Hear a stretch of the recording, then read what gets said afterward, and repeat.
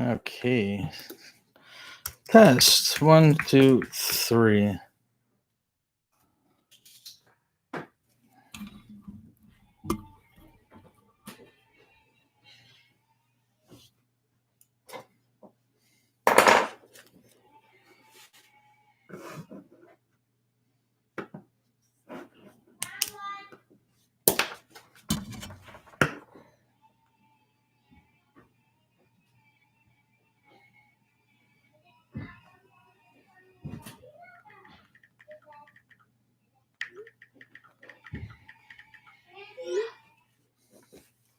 Julia.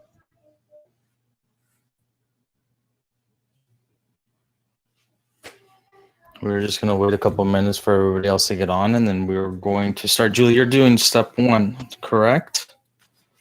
So I know we're going to have some more people from step 2 on here. I'm just hoping people can find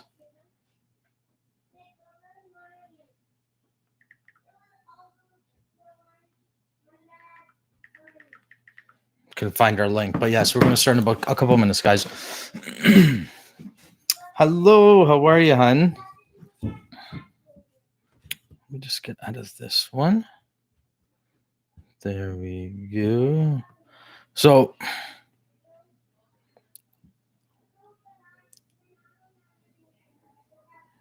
we do have people from step 1 and step 2 in here, okay, guys? So I don't want anybody to get confused. We are going to cover both. It's kind of nice because people in step 1 will get a better understanding of what to expect for step 2, which I think is great. And everybody can hear me, correct? Everybody obviously can see me.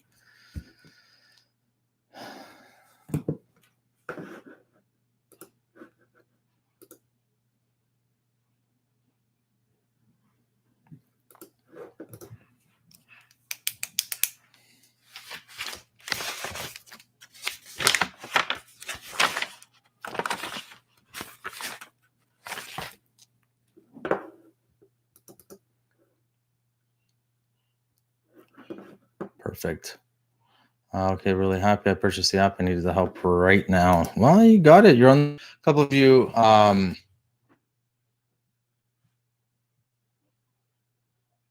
couple of you are on step 1, so I want to start right away. How are you finding the app? Is it easy to navigate through? Do you have any questions? Do we all know how to properly use the app? How to get to your daily schedule? Do you know how to get to, obviously, the chat? You obviously know how to get to the chat, right?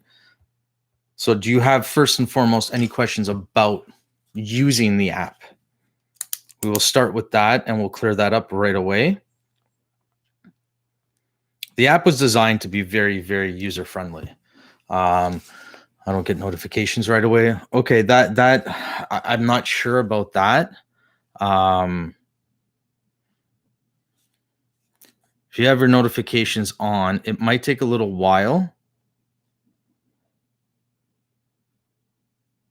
It could have been just, downloading on your app or something along those lines. So could have taken a little while, but there's no questions. Julie's no questions. Okay, so you are all on step 1. So any questions so far on step 1? And we got to be a little more specific because obviously I'm not hearing you guys. This is just a chat room, right? So step 1, day 1, we're looking at SMART goals and we start getting into roadblocks and stuff like that. So do we have any questions so far?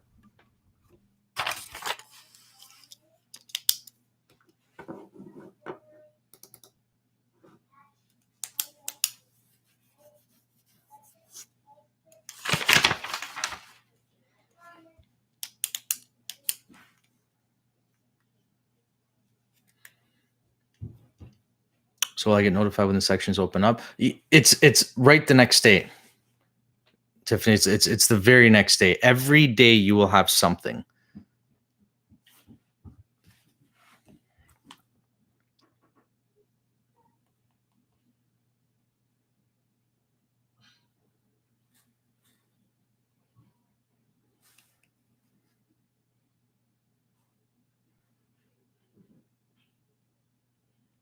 So I think I might be mistaken, but step one, a day one starts in 4 days, correct?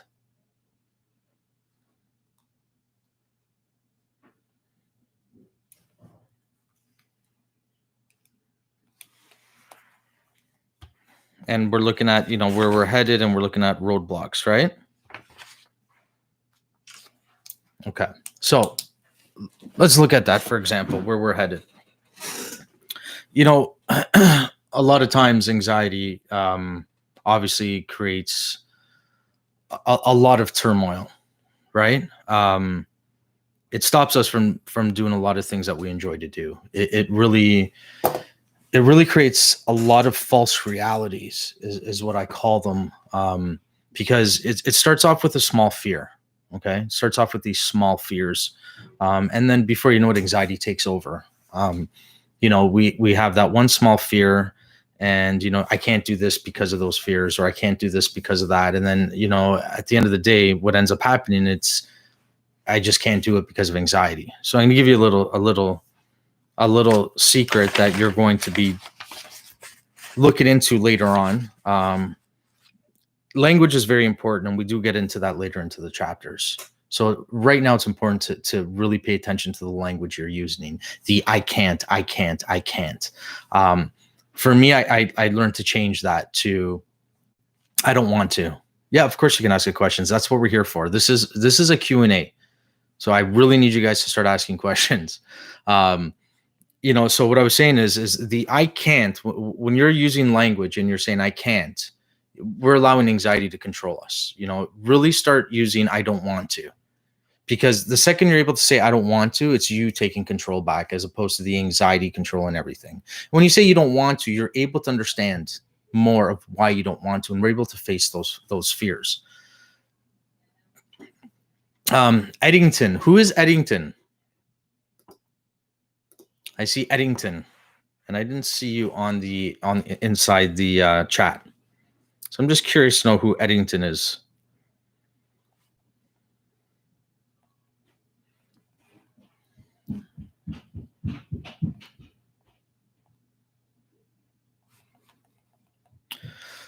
Okay, so beautiful.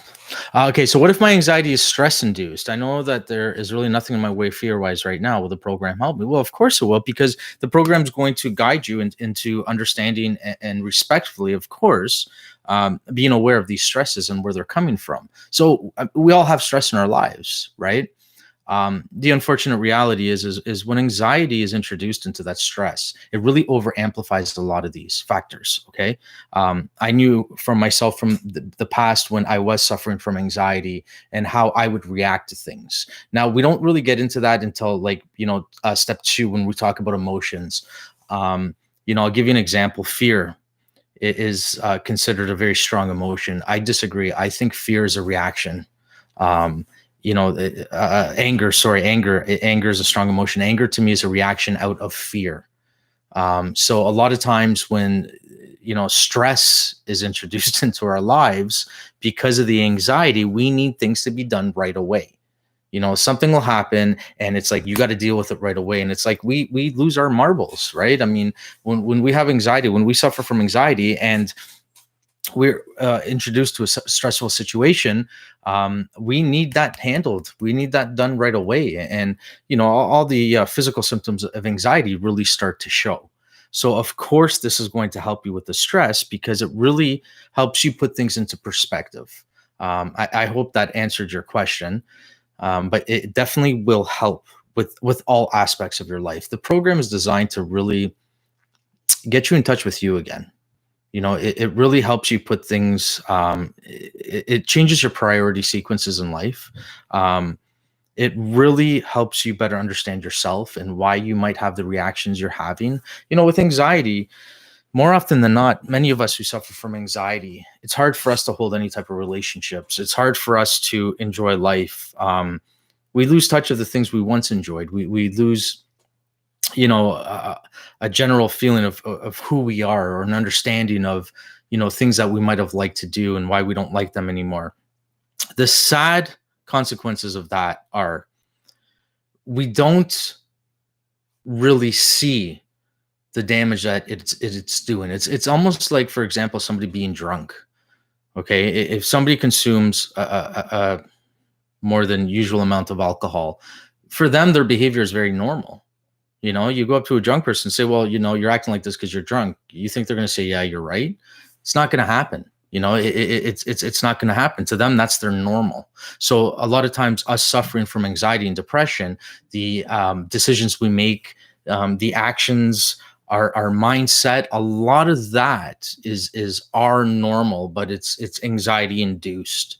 And this is where I said we create these false realities where we truly believe these things are true, or every relationship we get into, or when these situations present themselves, you know, we're always pointing that finger. Well, it's them because they did this, and it's them because of that. We never really take ownership, and that's what this program is designed to do.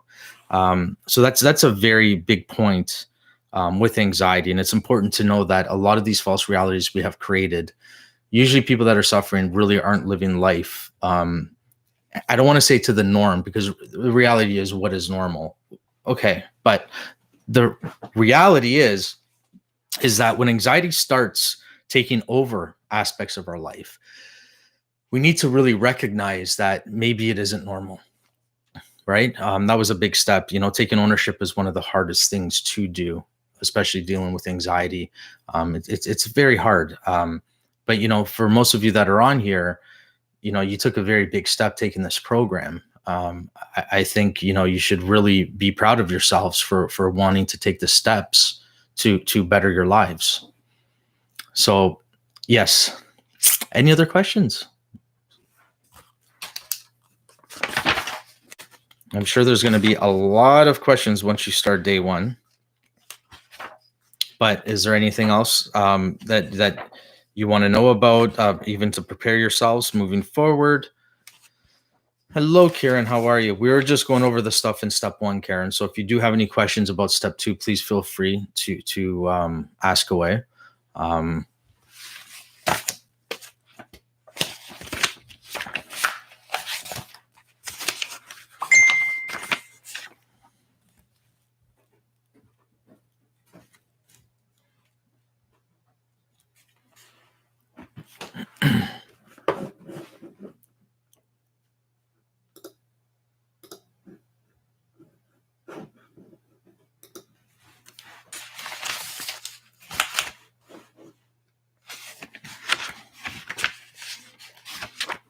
There's a few people in here. Nobody has any questions whatsoever.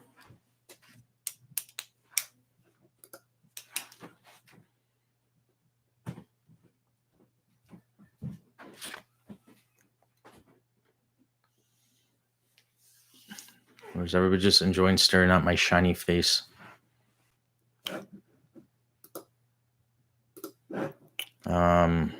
Now, say I miss a day due to schooling. Can I complete 2 activities in one day? Of course you can. Of course you can. But it's highly recommended that you follow it.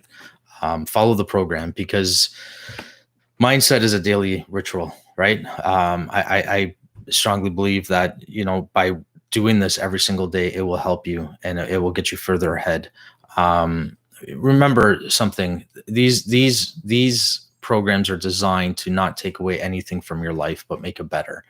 You know, every step, or every day rather, an exercise really only takes minutes of day. If you're spending hours on it, then you're going far too deep into it. You don't need to. So there's no reason why you cannot complete each exercise daily. Sandy doesn't know how to ask questions. I don't know what that means. I'm not sure what that means. Okay, well, absolutely try my best. It's just exam week, etc. It's hard, and I know you can understand that. Of course, absolutely. You know, but this is the thing, right? We talk about stress and we're talking about anxieties.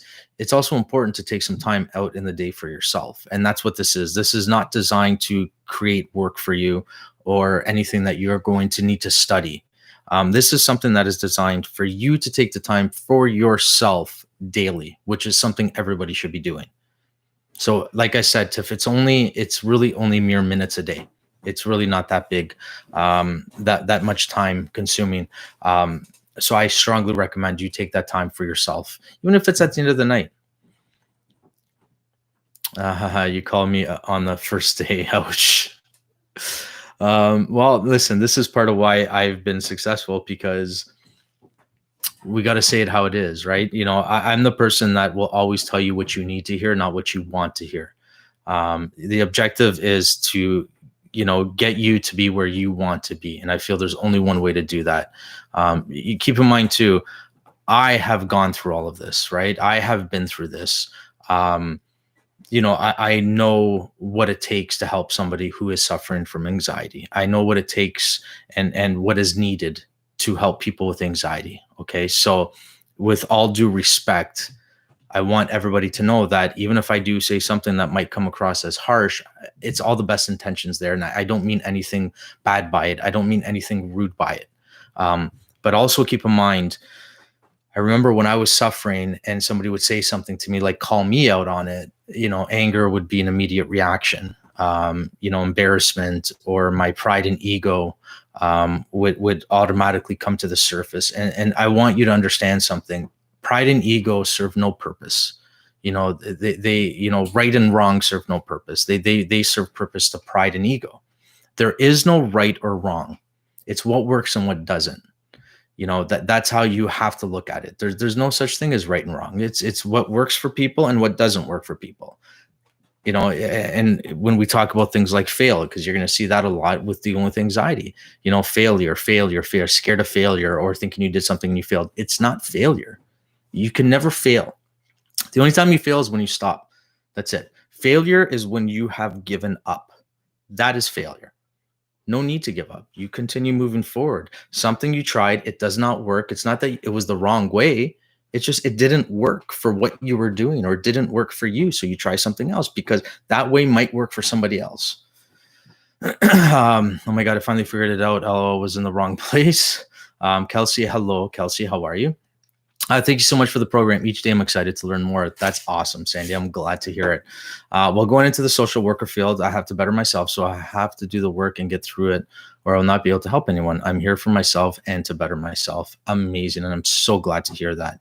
But, keep in mind that this is designed for you. So use it because it will benefit you. I promise you that. Step 2 people are here. So Karen and Sandy are both in step 2. And how are you finding it? Guys, do you have any questions so far on step 2? Because step 2 has started. Step 1, we are 5 days out, but step 2 has started.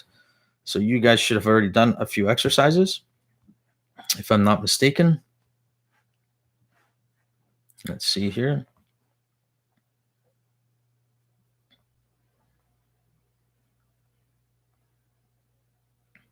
Day 1, day 2, and day 3. Yes, on day 3 already. Authentic. I'm dedicated. Please, because it's only for yourself. That's all. It's only for yourself. Just don't give up on it. Continue forward, and you will see a huge difference. Kelsey, good. Glad you're live. Thank you, Missy. I'm enjoying every second. That is awesome. Any questions? Any issues with it so far? Are you following along easily?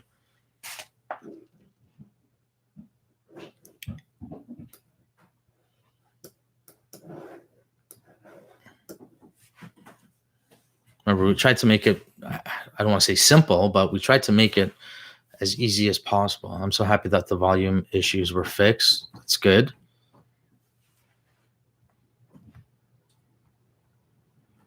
A lot of this program is designed to use ear buds, or something that you can hear clearly. And Anthony, what would you define as anxiety? I'm not actually sure if I'm experiencing it or I'm just exaggerating. So anxiety is the irrational fear of nothing. That in my many years of studying anxiety, that is the definition I've always come up with. It's the irrational fear of nothing. All of a sudden you start getting these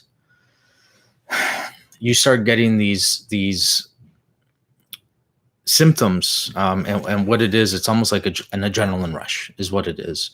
Now keep in mind, there's a difference between a panic attack and an anxiety attack. a panic attack for me, the way I describe it, it feels more like you're having a heart attack. Whereas an anxiety attack is that feeling of impending doom, which is more often than not the case. We could get very deep into this, where a lot of it is food induced. Tiffany, I know, mentioned in the chat about coffee. So coffee is a stimulant, and the reality is it will cause adrenaline, and anxiety does the same thing. Remember something, okay? Anxiety, that misconception of anxiety is that it's a bad thing, when in fact it is there to protect us. When anxiety kicks in, it is the fight or flight response, and those are those symptoms that we are reacting to. So Angel Johnson, Alicia Keys or Hail Berry, who do you think is more beautiful? I choose Alicia. So I think that this is just an open on YouTube, so I'm sure people who are just seeing the lives are coming in.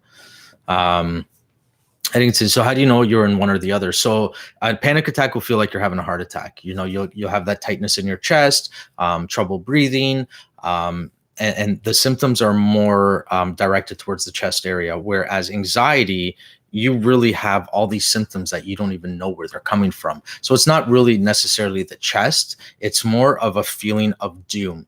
And everybody experiences anxiety different. Everybody will have different reactions and different symptoms, depending on which one they are more focused on. So for me, anxiety will cause GI issues in your GI tract. I developed a phobia called Emotophobia, which is the phobia of vomiting. So naturally, if I were to eat something that would cause maybe gas in my stomach, where everybody else would feel it as gas and understand that it's only gas, I would overreact and anxiety would over amplify. So then I would start feeling more nauseous because of the anxiety, as opposed to just what I've eaten. And it would just send me into a whole plethora of different symptoms and emotions. But the main feeling with anxiety is you feel like you need to escape. I guess that would be the best way to describe it.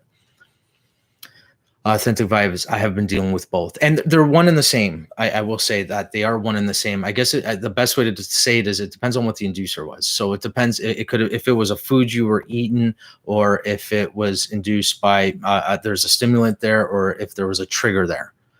So it can. They do go both hand in hand. Sorry, Karen, don't apologize, Missy. Some medications can cause anxiety: caffeine, Excedrin, headache. Some medical steroids, yes, they can.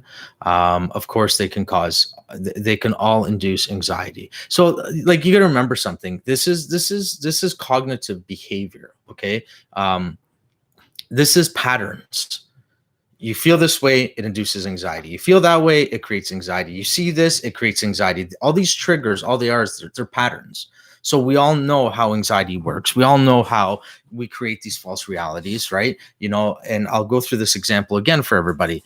And you're going to hear this more and more and more, because this is the best way to describe it, okay?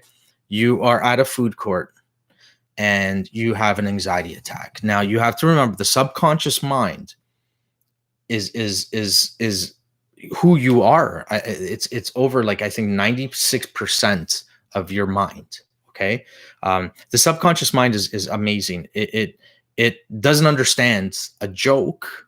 Okay. It cannot put together what a joke is, but it really stores everything about us. Okay. And what it does is it's sight, smell, sound, touch.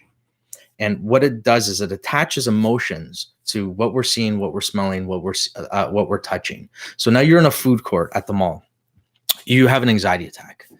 What's the first thing we're going to do is we're going to run as fast as we can out of that food court, right? Now, what happens is the second we get back into our comfort zone, thank God that's over. So we're already programming the mind that it was bad, that food court was bad. We know it's not. Now let's take a step back. There's nothing bad about that food court. Nothing bad was happening. But the second you walk away and you say, thank God that's over, you're putting in your mind that there was something bad there. So now your subconscious saying, what's going on here? It's picking up sights, it's picking up smells, it's picking up sounds, it's picking up touch, it's picking up everything inside of that food court, and it's attaching it to anxiety. Now, not only that, by you leaving and saying, thank God that's over, you're already programming your mind to protect you from whatever it was you were seeing in there. Now, A day later, a week later, a month later, a year later, you're driving in the car, you go into instant anxiety. Why? Because the song probably came on the radio that was the exact same song that was playing in the food court, but you have no recollection of it. But your mind does. Your mind stores all of this, and you have another anxiety attack. Now you're in the car, you're driving in traffic, you get off the highway, you get home. Thank God that's over. Now what did you just do? You just created a whole new set of false realities. And that is how anxiety continues to push you into that dark hole.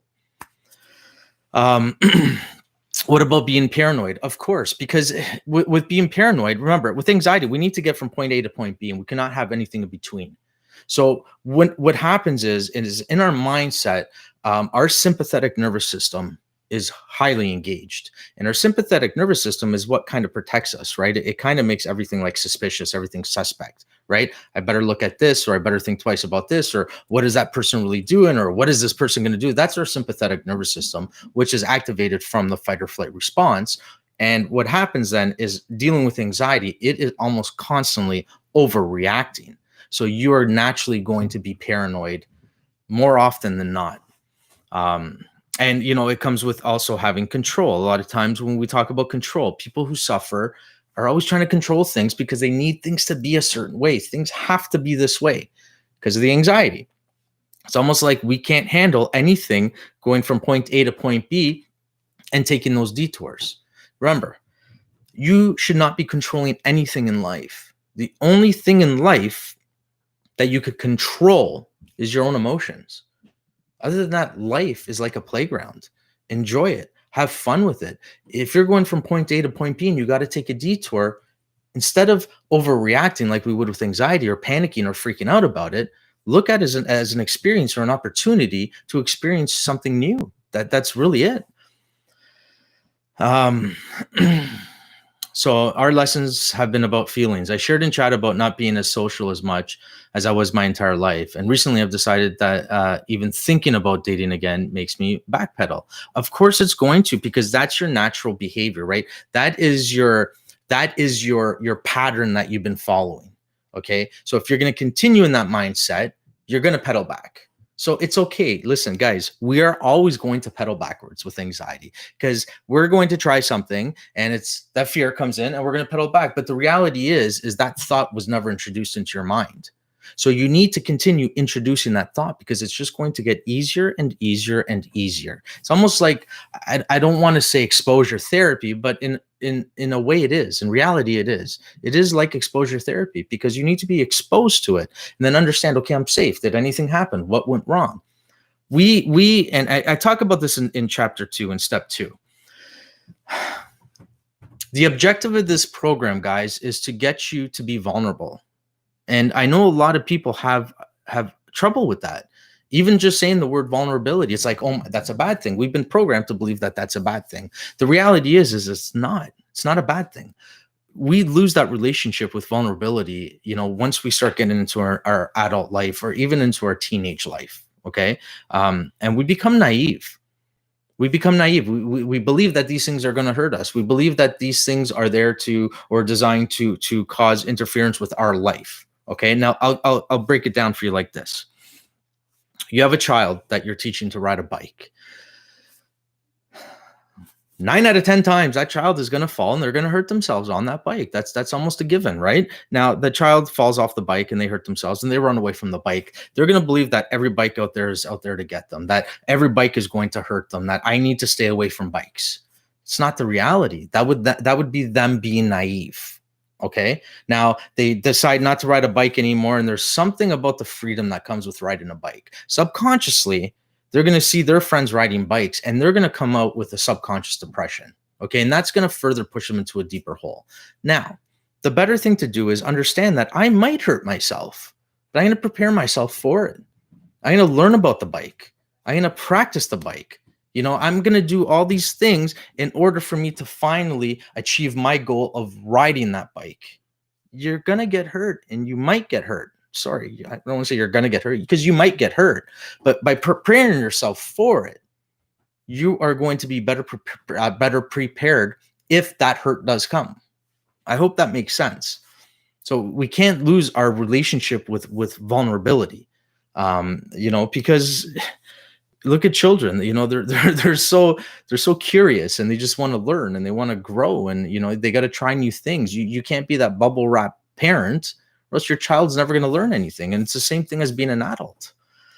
Where are we? Missy, I'm getting extremely comfortable isolating at home. That's not necessarily a bad thing, okay? Sandy, that's not a bad thing that you're getting comfortable isolating at home, because many people aren't, but it's important to know that there still is a world out there, and we will get back to it sooner than later. Karen, I find my paranoia heightened since changing meds. That also is very normal. Anytime you're going to change any type of meds, you have to expect these things to happen. It's hey friends, so good to see you. This is Lee. Lee, how are you? Thank you. Authentic. Like my anxiety with boats, it's the uncontrollable emotions because of the rollover. Haven't got through that one, but it is totally linked. I had the same issue with boats. I had a very big issue with boats, and because of my paranoia of vomiting. So I was very scared to get on any boat. And listen, guys, understand something.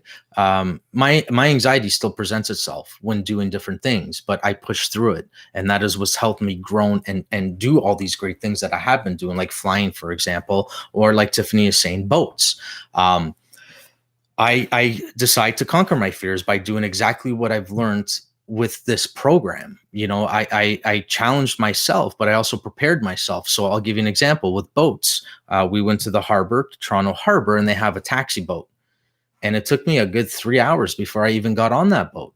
But I always knew that I was in control. I counted my outs, which means I looked at all the possibilities of anything that would cause my anxiety or cause any type of harm to myself. And I realized that there wasn't. So I counted everything. I counted all my outs. What if this happens? I'll do this. What if this happens? I'll do that. But the important thing is I always tell myself, pay attention to the things that are scaring you. Pay attention to these things that you're worried about, because chances are they're not going to happen. And it's funny because it was always, and you know the way anxiety is, right? It's always, well, what if it does this time? What if it does this time? But then I realized for over 40 years of my life, I've always lived to, what if it happens this time? And it never happened. But I also had to understand that if it does happen, I will be prepared. So last year I went out, I got my boating license, we joined a club, and now we're boaters. So I joined a club where we have a choice of 20 boats. In the summertime, we can get a boat every single day of the week, and we go out on the boats every single day. I might actually be much happier with this change. Maybe I've solved my depression by finally changing. Of course, change is always good. Being comfortable means you are not growing. You're not changing, so you don't want to fall into those patterns of comfortability. Do you think it would take 3 hours again to get on the boat? No, I'm on the boat all the time. I belong to a club, and it's very cool. We belong to this club where it's Freedom Boat Club. I go on my app, add a reservation, and I get my choice. Next, the date. Okay, obviously they're all out now, but I get my choice of any one of these boats. I pick whatever boat I want in the summer. I click on it, I reserve it, and we drive to the marina. We pack our stuff, we get on the boat, and it's amazing. Planes still scare me. Of course they do. Remember, I've only flown I think maybe 4 or 5 times in the past couple of years, but I haven't been able to fly my entire life. So like I said, these things still scare me, but I go back to when I did fly. I said, okay, it was great. Once I was in that air, it was the most amazing thing. And it's funny because when you listen to people, they would say, oh, the worst part is the takeoff or the landing. To me, that was the best part. So it's amazing how you anticipate these worst parts, that's where your anxiety is coming from. Meanwhile, it was like the best parts of the flight. It was great. Our minds play tricks on us, man. Our minds, anxiety really, really, really can control a lot of things in our lives. But this is the thing. They say anxiety is all in the mind. And the thing is it is. It's a mindset. It's there to protect us. Anxiety does its job.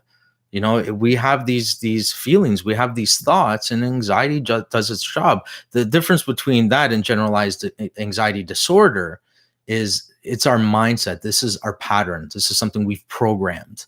And yeah, it is chemical imbalances, of course. But some things the doctors fail to tell you is that these chemical imbalances reside in our stomachs, not necessarily our brains.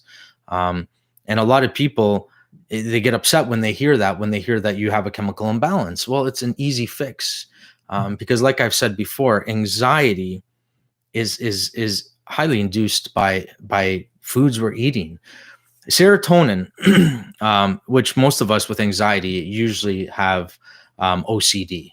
Once you have OCD, you know that there are low serotonin levels inside of the system. Serotonin is a neurotransmitter that is produced and stored in the gut. And if you're eating foods that you might have an intolerance to and might not even know about, it's going to cause some devastating effects with the neurotransmitters that are activated in your body. I will tell everybody this: 100% of the clients that come to see me at the doctor's office all have a stomach issue. Every single person that has reached out to me who suffers from anxiety says, yeah, I got a stomach issue. It might be something small, but the reality is that that's all it takes. How can you increase your serotonin levels? So those are the antidepressants that you are taking, or the medications that you are taking. If you're not on any type of antidepressants or any type of anxiety medications, I highly recommend Sunshine in a Bottle, or it is also known as Sunshine Therapy. So for all my clients that come see us at the doctor's office, I always recommend a couple of things. A good probiotic, first and foremost, is extremely important in your diet. And of course, probiotics are offered all over the world. Then from there, I would highly recommend Sunshine in a Bottle or Sunshine Therapy, an omega-3, which is just fish oil, and a multivitamin. And I also say to take these in either a liquid form or like a soft chew, because a lot of these bindings are hard on the stomach as well. So yes, any other questions? Seem to just keep talking and talking and talking.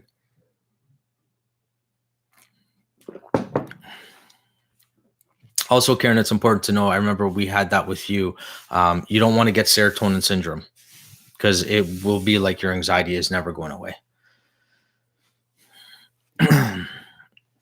Authentic, I have anxiety taking new medications. We all do. Rest assured, we all do. But this is a big part of really putting in the footwork yourself, right? And you're going to be fine. This is the thing, if the doctor is recommending this stuff, they know your history. They will definitely not be doing anything to put any harm to you. I like going the natural way always, of course, at first. I think going the natural way is important, because you're allowing your body to produce what it produces naturally. Let's say your body is having a tough time producing serotonin, and you're taking an anti-anxiety med that is giving you serotonin. Well, you're not allowing, you're suppressing your body more, right? So we would look into stuff like clients that reach out to me and come see us at the doctor's office or online. We do a lot of blood work. We find out, what your diet is and what diet you should be on. We look at your blood type, so we can help your body naturally produce what is needed. Karen, what do you think about CBD instead of antidepressants? This is the thing. I know CBD has worked for many people, so I'm not going to say anything about it. This is the thing is, I don't think there's been enough research done on it. And I think a lot of it is really psychosomatic. I think a lot of these things people are taking is, I think it's giving them that hope that we all need, because I'm sure we've all been there, right? Can I take fish oil if I have a shellfish allergy? You're laughing, but that's a good question, because I wouldn't know the answer to that. I would definitely talk to your doctor and ask. I don't want to say you can, because I think it is just the membranes that it causes those reactions. So you might want to look into that. I will not answer that. But yeah, Tiff, I would definitely look into that, because fish oil will help you. If you don't have a doctor, people usually that book their one-on-one sessions with me, I have a doctor that I work hand in hand with that I usually recommend people to.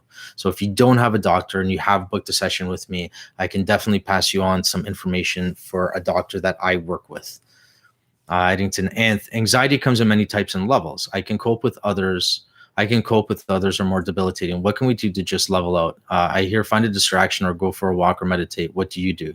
So this is the thing, right? If we are going to continue to have those distractions, we are not getting any further ahead with our anxiety.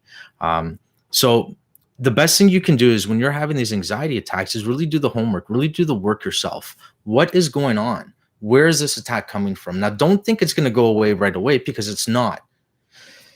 But when I kept having my anxiety, I figured out that it was all coming from my stomach and my stomach issues, right? So I would always say, okay, well, the first thing that came into my mind was I have the stomach flu. When I was able to realize that I don't have the stomach flu, then it was I have food poisoning. Then I did the work on, okay, well, what did I eat today? So I know it's really, it sounds really crazy, but I would really go into detail about why I would be feeling like this. Because what that was doing, it was putting my mind to ease, saying, okay, well, it can't be this, it can't be that. And as I broke it down, I realized it was just a buildup of acid inside of my stomach that was causing my anxiety to go haywire. Now, I don't mean that's what was causing my anxiety. I mean that because of my phobia with the vomiting, that's what was causing the anxiety to get out of control. So go for a walk is great because you get that sense of freedom. Okay. If you want to distract yourself, what I would suggest is distract yourself from the physical symptoms as opposed to the mindset of what the reality is that is happening with you. So if you're having an anxiety attack and you can't figure out where it's coming from, there's got to be some stimulant there. So naturally, it's probably food or something you ate. The reason why a lot of people don't think it's food is because it's not after you've eaten it. The work really goes on down inside of your gut. And that could take hours to get to. So you can eat something in the afternoon and start having anxiety at 8, 9 o'clock at night because of what you ate that afternoon. Because by the time it gets down to the gut flora and it starts breaking down the foods, this is what's going to start creating those symptoms. So I think meditate is great. The issue I have with meditating is if you're in a state of anxiety, it's like somebody telling you breathe when you have anxiety. I would have throat punched somebody in the height of my anxiety if the doctor's saying, oh, just breathe, because it's not going to work. Get up, stand up, walk it off, walk around. Allow that adrenaline to work its way out. But always have that mindset. What's wrong? I'm safe. I'm okay. What do I think could be happening right now? Because if you don't do that and you just have that anxiety attack and it's, again, thank God that's over, they're going to continue to just repeat themselves. It's an 8-year wait list here. Oh my, no, not here. We can definitely help you out. Karen, Dr. Surma is amazing. She is, Karen. Thank you. Can I get information on booking one-on-one? It's Tiff, it's all on the website. So if you go to the IAMHEAR.org, you can see it right there. Book a session with Anthony. I do that. Now, the minute my nose is stuffy or anything else for that matter, I have an anxiety attack because I think I have COVID. Okay, so let's be real. Let's be real. Everybody, I don't want to say everybody, most of us that have anxiety suffer from medical anxiety. Okay. It is very common. Having COVID is one of those things that it is going to be a hit or miss. I mean, if we contracted it all, my whole family contracted it all. And I had a lot of anxiety contracting it, not because of myself, because I was more concerned for my kids. So once again, I did my research, I did my homework, and I figured out that kids are highly immune to it. They are more symptomatic. Now, having any type of illnesses or any type of sicknesses, Tiff, when you really think about it, how old you are, how many times these things have happened. SARS went around. That new stomach bug many years ago from Australia went around. There's been a lot of things that have been going on. I think the media and I think what is happening in the world really causes a lot of unnecessary fear to a lot of people. We all had it. Valerie's grandmother was 99 years old and she beat it. Okay. Valerie's dad, 73, he beat it. Myself, Valerie, Brianna, we have all beaten it. Was it bad? It was bad. Was it anything that I needed to cry about and call 911 over? It wasn't. It was like having a flu on steroids. I'm not gonna lie. And I figured out that, it's funny because of how I talk and the things that I am in tune with, that it caused a lot of anxiety because of the fear that people were saying. The mortality rate of this is I mean, it's nothing to worry about. It's really, really honest to God. It really isn't anything for us that are maybe young and healthy. It's really nothing to worry about. This is something that is more, a lot of the people, and I don't want to say any talk about any stats or anything like that, but I have known that a lot of the people that have passed from this are well over 80 years old. They have some very serious underlying conditions. So I wouldn't be concerned. Can we book a session now? No, you have to go online and book from there. So if I'm high risk, I'd be on a vent. And yes, I turned off the news. I can't watch the news. So you wouldn't be necessarily on a vent. Valerie's dad is extremely high risk. He developed pneumonia. We brought him in. They gave him antibiotics. And 2 days later, he was fine. Tiffany, it's really, really, I promise you. Now, I'm not saying go out without a mask. I'm not saying, start licking your fingers every time you touch a door. I'm not saying that because nobody wants to get it. But what I am saying is there's a high chance that if you did get it, you are going to be fine.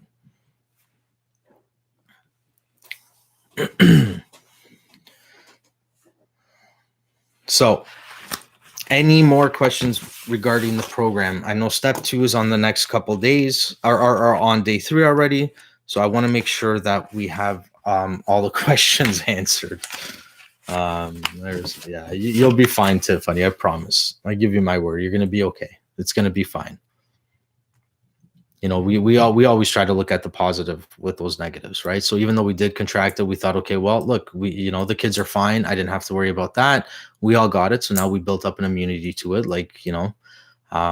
Now I'll go lick doorknobs. Thanks. I don't want you to be licking any doorknobs. I really don't want you doing that. But, it's good to have some type of an immunity to these things, right? I am challenged with the exercises. Okay, so I need specific, Karen. We need to go into specifics. We got about 10 minutes left. So if you want to ask any questions, I need a specific question if you want to ask here. If not, like I said, feel free to book a session on our webpage if it's something that you would like to speak more privately about.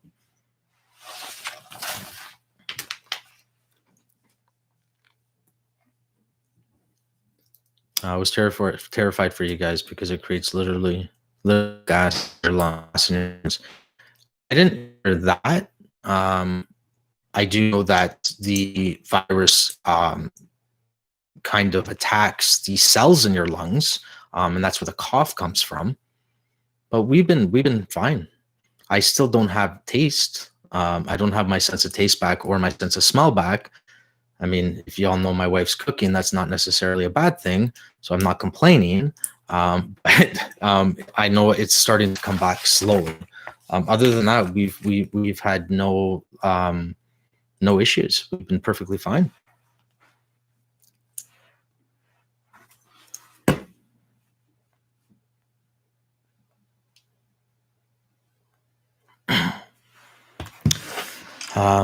I'm telling you. She'll agree. She'll agree. Sadly enough, Val's an amazing wife. Obviously, for everybody that knows Val, everybody knows my wife. She's a blessing. She's an amazing woman. I love her to death. I don't like her cooking, but I do love her. No, she does make some dishes that are great. But truth be told, it's no secret I'm the cook in the house. So make sure you have fresh batteries in your smoke alarms. Okay. Okay. For Valerie's cooking, yes. Brandy, hello, dear. How are you, honey?